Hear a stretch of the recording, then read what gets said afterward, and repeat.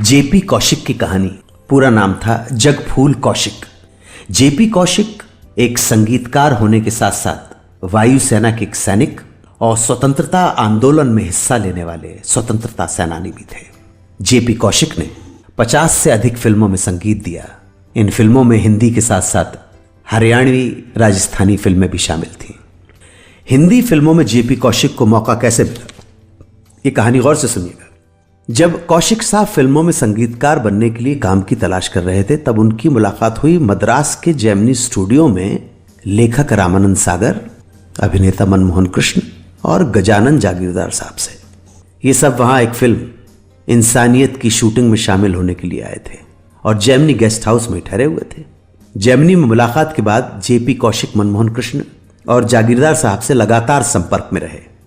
एक बार बंबई में मनमोहन कृष्ण जी ने जेपी कौशिक को अपनी एक नज्म सुनाई। कौशिक जी ने तुरंत उस नज्म को कंपोज कर लिया। ये नई धुन मनमोहन जी को इतनी पसंद आई कि उन्होंने कौशिक से एक और नज्म की धुन बनाने को कहा और दोनों नज्मों को अपनी आवाज में रिकॉर्ड कर लिया। कुछ दिनों के बाद मनमोहन जी ने कौशिक को बताया कि दोनों नज्में वो ख्वाजा अहमद अब्बास की आने वाली फिल्म शहर और सपना में गाने वाले हैं। अब्बास ने जब तुम्हारी बनाई धुनें सुनी तो उन्हें इतनी पसंद आई कि वो शहर और सपना फिल्म के संगीत की जिम्मेदारी तुम्हें सौंपना चाहते हैं। हालांकि इस घटना के काफी पहले एक बार जब जेपी कौशिक ने अब्बास साहब से काम मांगा था, तो अब्बास साहब ने उन्हें यह कहकर मना कर दिया था कि उनके बैनर के परमानेंट म्यूजिक डायरेक्टर दादा अनिल विश्वास हैं, उनकी जगह कोई और संगीतकार नहीं ले सकता। अनिल विश्वास इससे पहले ख्वाजा अहमद अब्बास की फिल्म मुन्ना कर चुके थे, राही, परदेसी, चार दिल चार राहें, बल्कि फिल्म शहर और सपना के लिए भी 2 गीत रिकॉर्ड कर चुके थे। लेकिन जेपी कौशिक की धुनें सुनकर ख्वाजा अहमद अब्बास ने अनिल विश्वास को इस फिल्म से अलग कर जेपी कौशिक को इसमें ले लिया। लेकिन जेपी कौशिक की धुनें सुनकर ख्वाजा अहमद अब्बास ने जेपी कौशिक को अपनी फिल्म में ले लिया।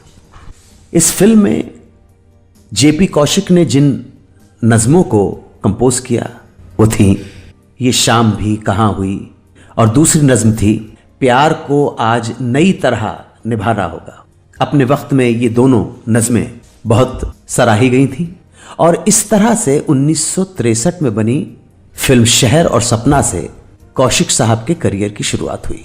शहर और सपना 1963 की सर्वश्रेष्ठ फिल्म के राष्ट्रपति पुरस्कार के साथ ही बंगाल जर्नलिस्ट एसोसिएशन का पुरस्कार भी हासिल करने में कामयाब रही थी। राष्ट्रपति पुरस्कार समारोह में अब्बास साहब फिल्म की पूरी यूनिट को साथ लेकर दिल्ली गए थे। इस फंक्शन के दौरान तत्कालीन प्रधानमंत्री पंडित जवाहरलाल नेहरू ने अब्बास साहब को बच्चों के लिए भी एक फिल्म बनाने की सलाह दी। इस पर अमल करते हुए अब्बास साहब ने बच्चों के लिए एक फिल्म बनाई।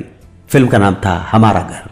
साल 1964 में प्रदर्शित हुई इस फिल्म के लिए कौशिक साहब ने 4 गीत संगीतबद्ध किए, जिसमें नवोदित विजया मजूमदार का गाया सारे जहां से अच्छा हिंदोस्तां हमारा। ये गीत आज भी गाया जाता है। ये कौमी तराना है। मजहब नहीं सिखाता आपस में बैर रखना, हिंदी है हम वतन है हिंदोस्तां हमारा।